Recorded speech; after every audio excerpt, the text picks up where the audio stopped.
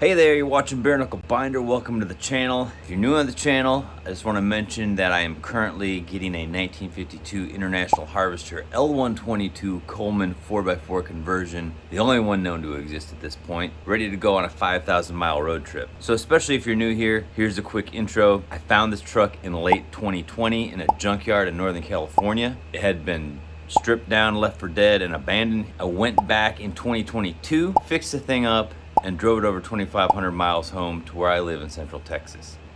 So I've owned this truck for over 2 years now. It's been in Texas for almost 2 years now, and I'm only just now starting to really deep dive and trying to find the lost history of this truck.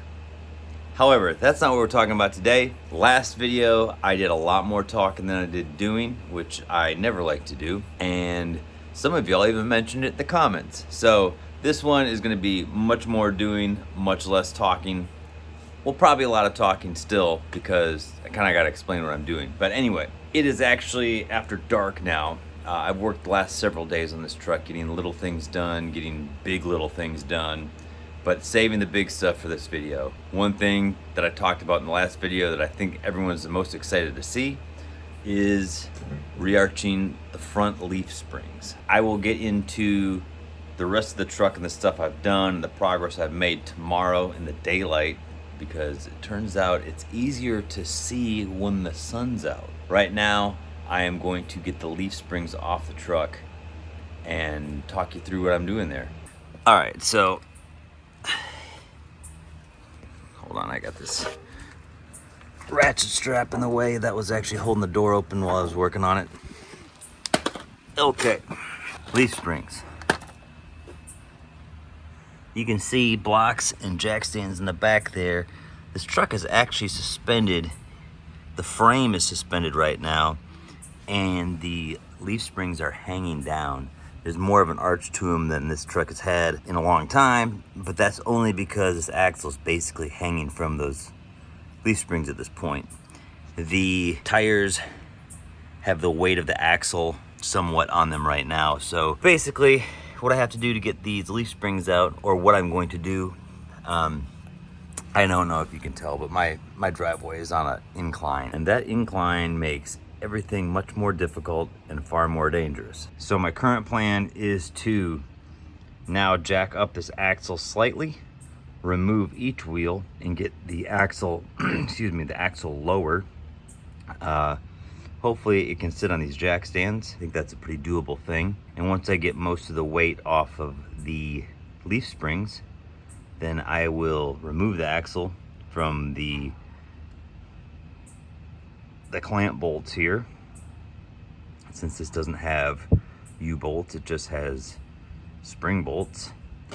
And then once I get that done, I will yank out those leaf springs. Should be pretty simple, but that feels like a famous last word. So let's just see how it works out.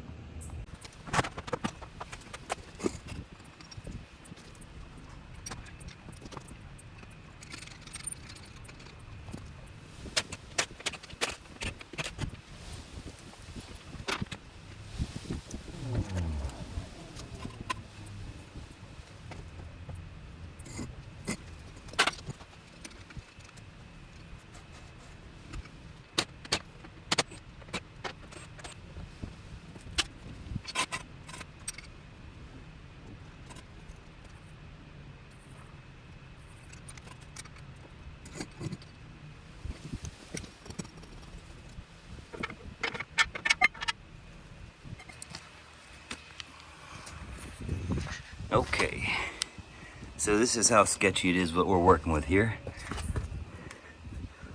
This jack stand doesn't even have the cradle in it. It's just there to keep the axle from spinning back. Got these jack stands holding the frame up on old railroad ties. So it's definitely the kind of stuff you want to do in the dark. Just makes it so much more safe. So now I have to lower this by these plates. I'll take these off, and hopefully we'll be able to take these springs out without harming ourselves.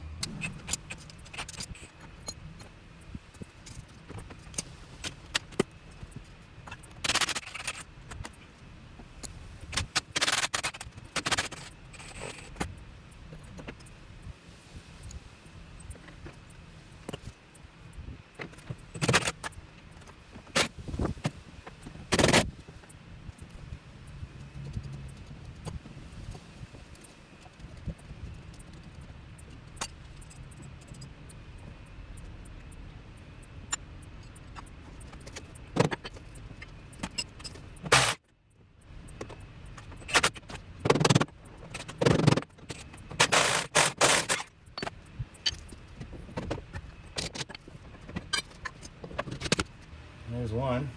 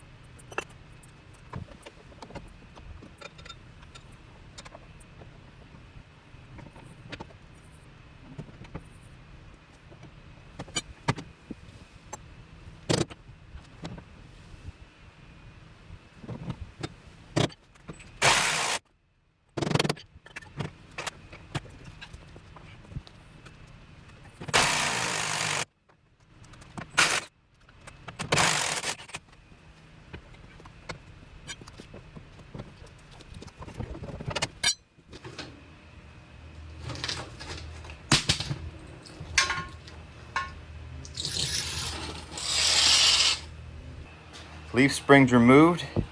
These are the two off the truck that I just took off. And these are two that I got off a junk chassis last year or something. Anyway, these are off an R120. These are off an L120. All right, so as long as we've got these springs out and accessible and really easy to see, I wanted to talk about the parts manual for these trucks and why this. I think this stuff is really interesting. You might think this is just a waste of time, but let's take a look at it anyway. We're getting into the springs, obviously. They're right there. They definitely look flatter than even those in the manual. All right, so let's get into the front springs. Front standard for these serial numbers. All right, front standard springs for L120, 121, 122. They're heavy duty for the smaller trucks. So, front springs heavy duty for the bigger trucks. Now, let's look at the spring pack. So they're both 9 leaves for the complete assembly. This is a regular duty complete assembly, 80134. This suffix doesn't really matter so much. It could be R1, it could be R91, R92. That doesn't really matter as much as this number. This number is the actual part. This R after that is revisions. All right, so on the heavy duty, it's 80144, 134, 144, R, and then the revision number. All right, so let's take a look at these. You can see here, this is how I measure the spring packs for rearching so we can see our progress. Because otherwise, you know, if you don't have a measuring point, you just, you know, pissing in the dark. But what I think is really interesting, this was completely rusted like this. And I took a brass brush and I ran it over this.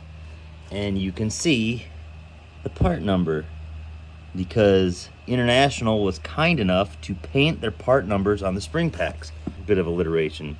And it's hard to see on video, I think, 80134R91. So this is the normal duty spring pack for a 3/4 ton truck. Like I said, this is off of a junk chassis that I got last year. Sometimes if you get them wet, it makes it a little easier to see. Here's some Windex. Just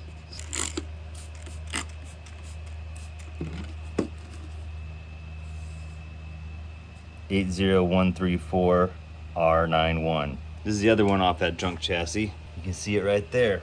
So these are the ones I just took off the truck. Now I've never tried to find the part number on these, so I'm gonna hit the brass brush on these and I'll bring you back. All right, I spent some time brushing these and I don't see a dang thing.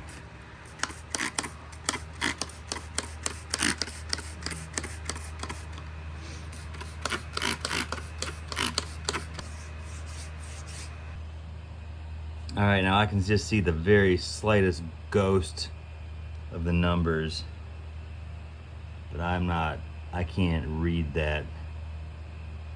I don't know, I'm gonna try to clean it up a little bit with a brush a little bit more, but I'm interested to see. Well, lifting the rust, I'm not seeing it at all on this one. But on this one, here, let me get it wet again. When it's just damp, and they're even starting to fade out more, but I feel like you can see the ghosts of numbers, but I can't read them. But anyway, it's interesting to see. All right, I got 2 of the packs lined up. These are the ones that we know are the 134, which is the standard duty, and these ones look dimensionally, these look exactly the same. At first I thought these might look thicker, but they look the same to me. So I think it's a safe bet that these are all both the same type pack, same type spring pack. Now it's interesting to note that there's also a standard duty and a heavy duty rear leaf spring pack, and you can tell those 2 leaf spring packs apart easily because they differ in the number of leaf springs. On the front ones, the standard duty and the heavy duty have the same number of springs. So unless you know the dimensions or can see a part number, that's pretty much all you have to rely on. But on the rear springs, the heavy duty spring pack has 12 leaves and the standard duty has 10. And the leaf spring pack that's on the back of the truck is a 10, which is a standard duty. Now, these leaf spring packs that we're looking at right now, these fronts, neither of these are original to the truck. If you saw the videos when I got the truck, one of the biggest problems I had starting out with it was that it had the incorrect leaf springs. Somebody had put replacements on it that were like 2 inches too long. And so the shackles were actually it was just sitting on the shackles. And every time I had a bump, the tires would gouge the fenders. It was a huge problem all around. But anyway, I found the leaf springs that I just took off in a junkyard here in Texas on an L121, I believe. Might have been an L122, I don't know.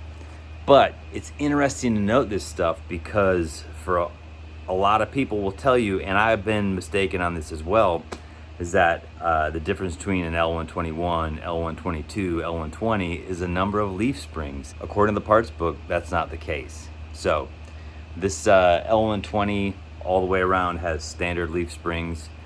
The rears we know are original, or at least they came with the truck when I got it, and I have no reason not to believe that they're original. And the front ones are what we've been able to put on it, so those are standard too. So anyway, a little bit of nerd background on springs. Let's get into rearching these. I know I'm talking too much again. So as long as we're here with this one, this is one of the R120 leaf spring packs. This is not the one we just took off the truck. I just have it here, so I might as well measure it. I'll show you how I'm measuring it. I put this piece of angle iron here because the concrete was not really even. I couldn't really be sure. And this really isn't rocket surgery, so I mean, it probably would have been just fine. But anyway, so I laid out the tape once I got the angle iron here, measured from the angle iron, and now we have a measurement for the spring packs. Now, this one seems to be just past 8.5. Excuse me, 7.5. This line is 8. This is 9. Blah, blah, blah, blah, blah, so on and so forth. Just using this spring pack to show you how we're measuring, because this spring pack doesn't really matter, because we've got to get the spring packs that were on the truck. Because again,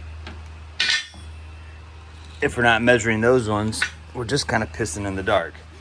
Now, it's just about the same. This one's actually a little bit better. So if I'd have just put those spring packs on the truck, it would have been worse. Now you might think the first step to rearching these springs is to get these keepers off, cut that bolt out of there, get this all split apart and start rearching. But the first step of rearching springs is to measure everything. So this leaf spring pack is just a 1/4 inch under 8 inches.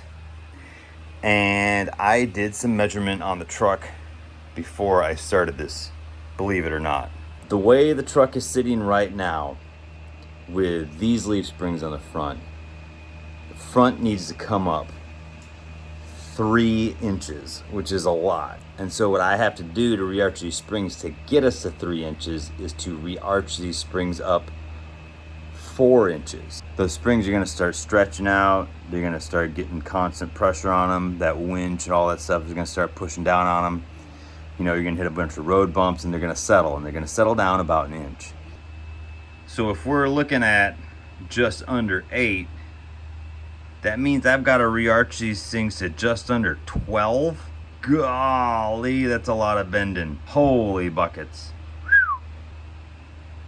Well, it seems like a lot, but the other thing to keep in mind, here I'll show you real quick. This is why I really got to commit to this.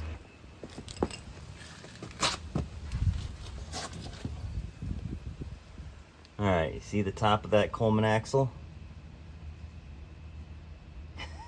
You see that oil pan? This sucker kissed the oil pan at one point. So yeah, I've got to rearch these things. I got to try it for 4 inches. Okay, as long as we're at it, let's get this guy out of the way.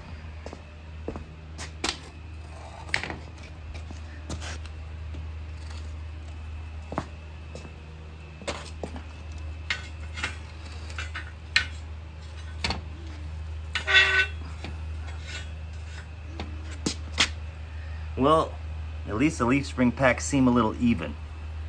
So that's nice. All right, so I'm gonna start tearing apart these leaf spring packs, all of them. And another thing that we've got going for us, which is nice, is that I can combine some of these leaf spring packs, because these are not the heavy duty leaf spring packs, and I want these to be stouter. So I'm gonna make a custom leaf spring pack. Like I've said before with the Coleman, like I like to keep things original as possible, but this truck's special, so sometimes it needs some special allowances. So having custom leaf spring packs in the front, I mean, they might be custom rusty old original leaf springs that are bent in a little jig that I made myself, but they're still a custom. So my plan, this is a leaf spring off the truck, leaf spring pack from the junk chassis.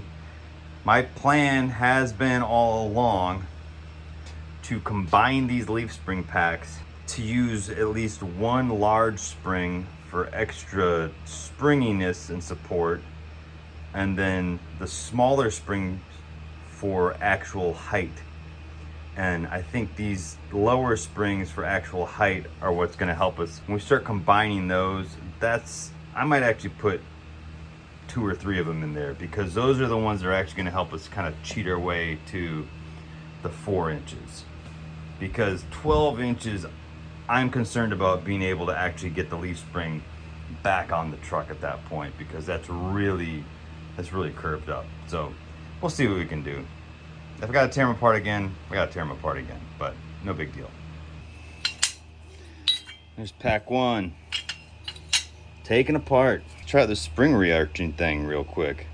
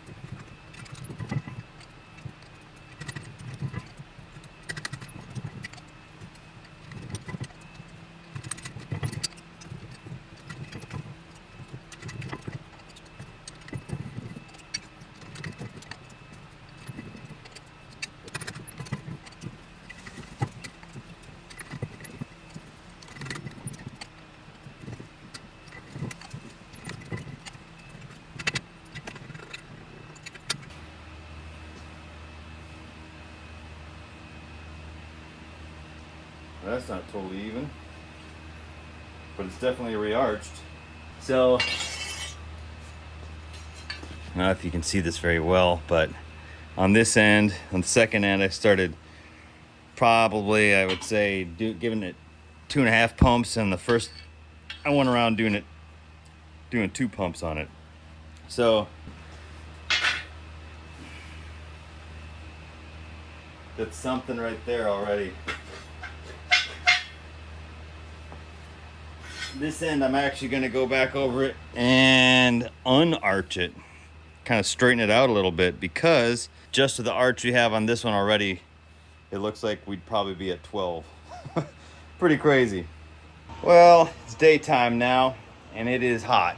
It's hot and humid today in Texas. It's in the 90s, and it's very humid. So now that we've covered what it's like, I've been working on rearching springs all morning. It's about 4 in the afternoon now, and I think I have the first spring pack done, and I'm going to show it to you. And I don't think I have to add any more springs.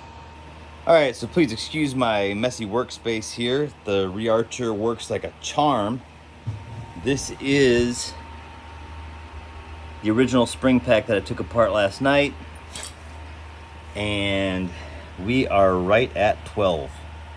I wanted to be at about 11 3/4, but 12 will do. I think the spring Rearcher probably actually worked a little better than I thought, and I overshot the mark just a little bit, but I don't have to add anything at this point. Yeah, I'm pretty happy with it. So now at this point I had to take this thing completely apart again, get all the springs individualized, and then bend up springs in another pack to match them exactly, or as close as I can get them. And I have to get the spring pack exactly the same height as this one, because A, the truck's gonna lean one way or the other slightly if I don't have them matched in height.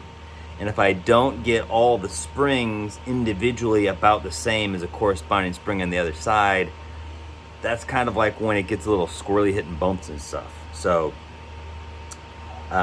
yeah, this is gonna be the long road right now, getting these matched up, but you know, part of the job. It might be time consuming, but at least it's free. So there's that. Anyway, I'm gonna walk you through the rest of the stuff I got going on with the truck. I will wrap up all the spring stuff in the next video, but before I end the video though, I'll make one real-time video of me just bending a spring so you can see exactly how it works, and I'll show you my technique of how I use it. But let's look at the truck real quick. Okay, the truck is still resting on jack stands from last night, so I want to be a little careful with it. But I don't think I've ever really talked about the condition of this floor. When this truck was in the junkyard, it got gutted, and I will talk more about that later when I talk about trying to figure out the origins of this truck. But they cut a lot of stuff, and they cut this cross member here, and I really thought that this cross member was completely cut, but actually it's cut right along the seam of this toe board, so it's still there. I have a cross member to patch that in with, but I've been working on taking this thing out, and I need to torch these bolts and heat them up to get them out of there. So as you can see, I've been getting a bunch of bolts out. I've got a bunch of hole plugs on the way to patch up all the holes in here. Now, what's going on here, on my checklist video, I talked about how I was going to make boots for all the levers in the cab. I have done that. I'm gonna show you those in a second, but what these are kind of like a first line of defense for that sort of thing. I found this one in a truck that I had parted out, and what it is basically a piece of rubber with a hole cut through it, as you can see. The lever goes through it, and this is actually kind of helps press up against the floorboard and prevent gases, exhaust, heat, everything from coming into the cab. If you've ever dealt with split ring wheels, you know what this is. This is a piece of a tire flap. And so I have several tire flaps that got tore up in the last round of changing tires. These are off the old Montgomery Ward tires that took off some of those old rims. And so I've made those for these levers and the shifter. And so those will help prevent any kind of gases and heat getting through even the new boots I made. Let's take a look at those new boots. Well, these are some of them right here. Hold on.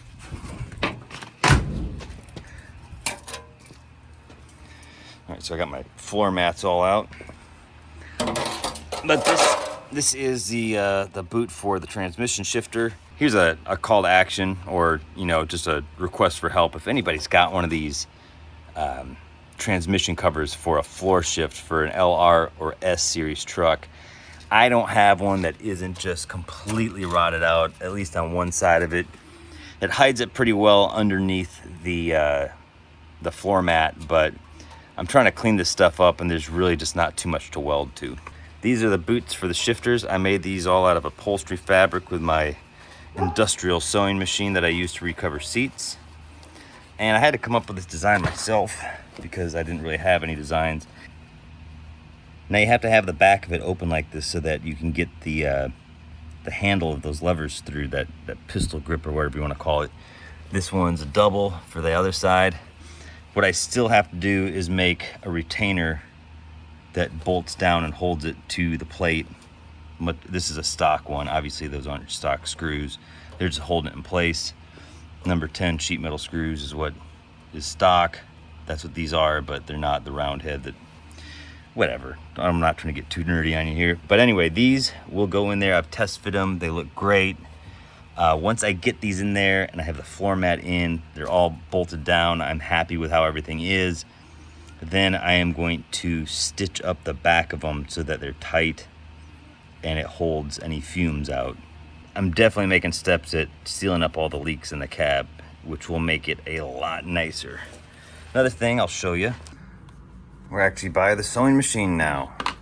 And my buddy Bob, who I've got parts from before in the past, he's on the West Coast. He sent me some old armrests, and here's how the covered look originally. So I took the same fabric and I covered these armrests. When I brought the truck back the first time cross country, I had an armrest on my side and Jess didn't have one. So now she's got one for her side and I'm excited to put them in, but I'm actually just waiting for the speed nuts. They have special speed nuts that go in the door and you have to run long screws up through here diagonally and they go into the door. So you can get the speed nuts through Restoration Specialties.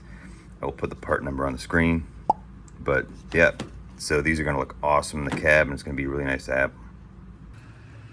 So a viewer and new friend of mine, Art sent me some bits, and in there was some wing window rebuild parts, which are extremely hard to find. So I really appreciate the parts that Art sent me. There's a lot more than just wing window stuff that he sent me. So I'll get into that, but much appreciated. This really helps out. I'm trying to get this wing window so it's nice and tight, but it doesn't bind, so that it stays open when I'm going 55, 60 miles an hour down the road. Of course, I have to look out for dragonflies and bees and stuff, but par for the course. I'm working on one for the passenger side there, so Jess's window will work. I got the window out of there right now. The actual lower hinge is busted off on that one, so that's gonna take some doing.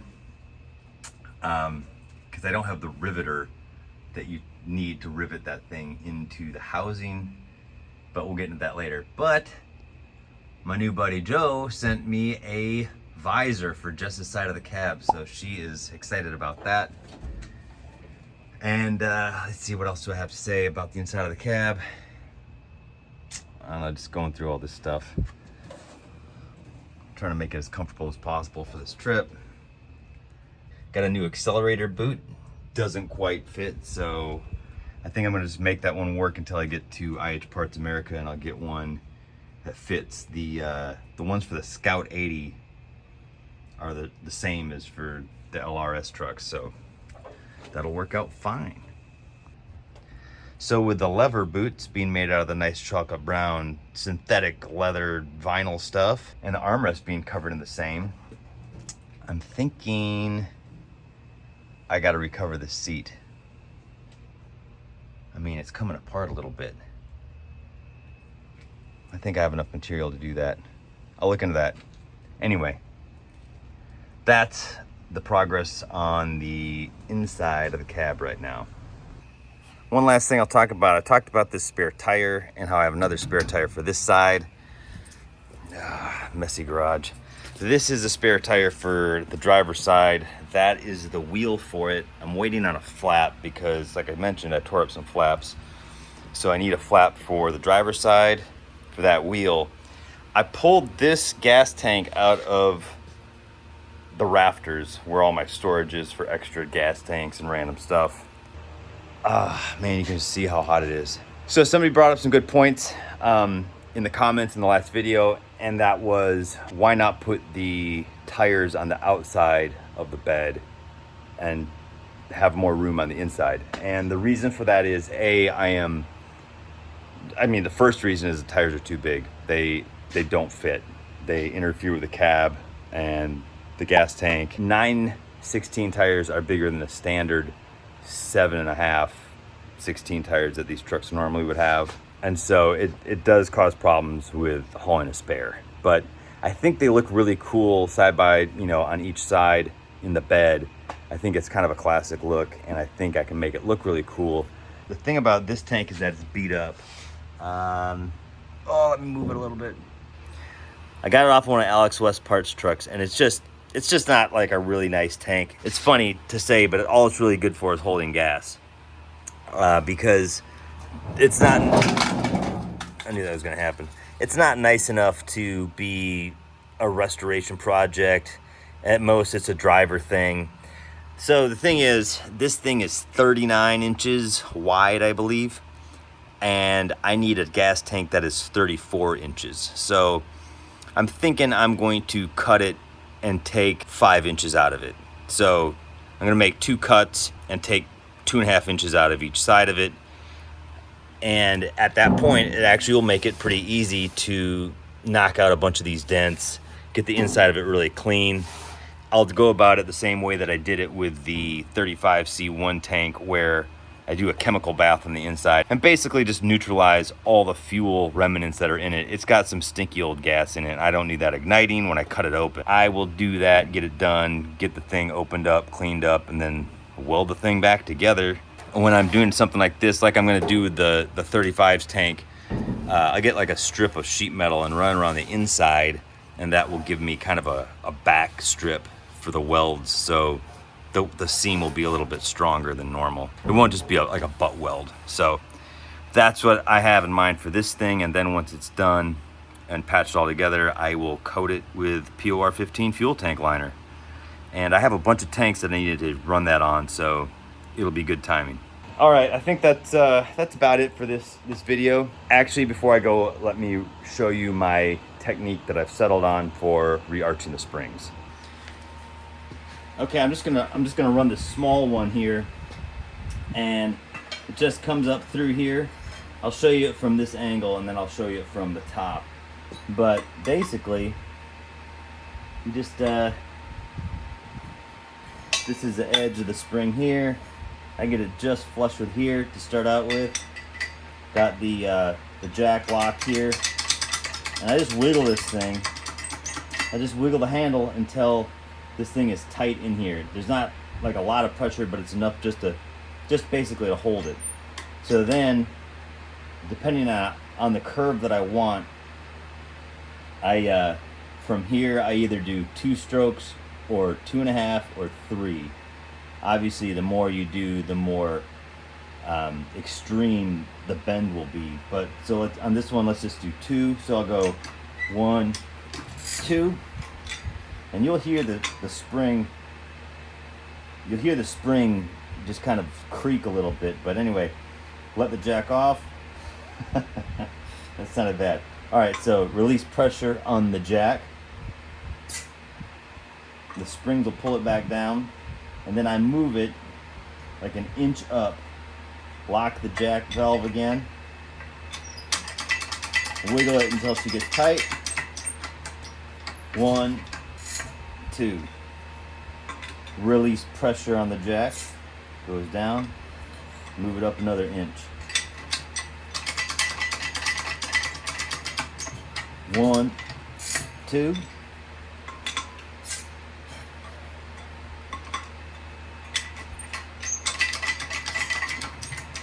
1, 2.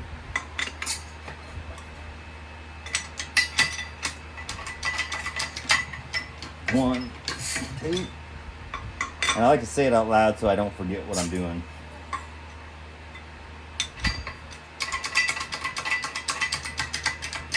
All right, and so I'm almost in the middle here. The hole is right here. the center hole of the leaf. And I don't like to put that thing right in the middle just because I have a feeling like that's probably the weakest part of the spring because it has a hole in it. So I either do it on either side of that hole. I might be crazy, but that's just how I feel about it. So 1, 2, release the pressure. There we go. Now I'll put it here.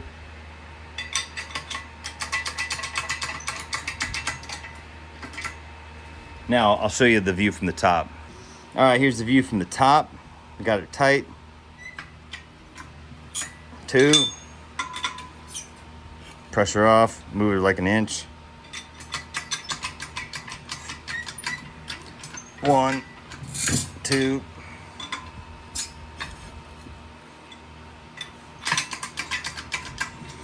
1, 2.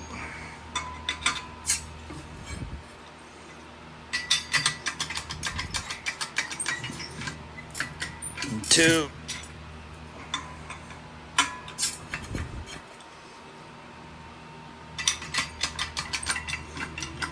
1, 2.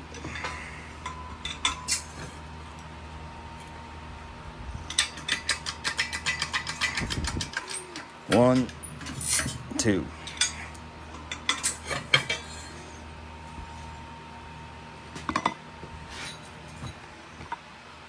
All right, so it's got a little bit more of a curve now to it. Not much. Obviously, if I'd done 3, it would have been more. But this was just for an illustration of how it actually works. Like I said, I've got to take this other pack here and all the pieces and then compare each leaf and get them matched up, which is going to take a long time and is going to be would be really boring on camera. So anyway, thanks for watching. In case you didn't know it, with the truck going on this big trip that I mentioned at the start of the video, the Holden brothers and I are going to the Sierra Fall Rally in Grass Valley, California. It's an awesome International Harvester meetup. It is October 11th to the 13th. It is put on by IH Parts America. Super cool people. It's a super cool event. You get to meet us, you get to see these trucks, and it's really hot. I'm trying to remember everything here, wrap this video up. Also, we have a limited edition shirt about the trip. Not only are we going to the Sierra Fall Rally, but we're also going on an awesome cross-country adventure through Nevada, Utah. We're gonna have some meetups. I'll talk more about that in another video. All right, so the shirt I just mentioned, link is in the video description here. And I put information about the Sierra Fall Rally. I know I've mentioned it before, talked about registration information, but in case you don't have an international and you're interested in going to this thing, it's free to attend for anybody.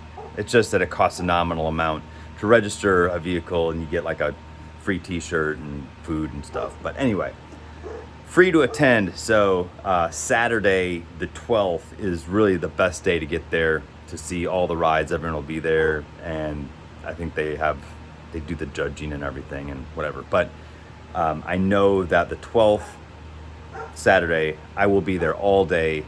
Jess is going with me. The Holdens will be there with their wives. Friday morning, I'll be in Chico tracking down some history about the truck. Some of the truck's lost history. This truck is an absolute history mystery that I'm trying to unravel, and I've got a video cooking in the works for that. So definitely check back in for that. I don't know if I'll have the first installment done by the time I leave on this trip, but I'm trying to get it done. And yeah, that's all I got. Like and subscribe, that really helps me out, and I will see you guys in the next video. Thanks for watching.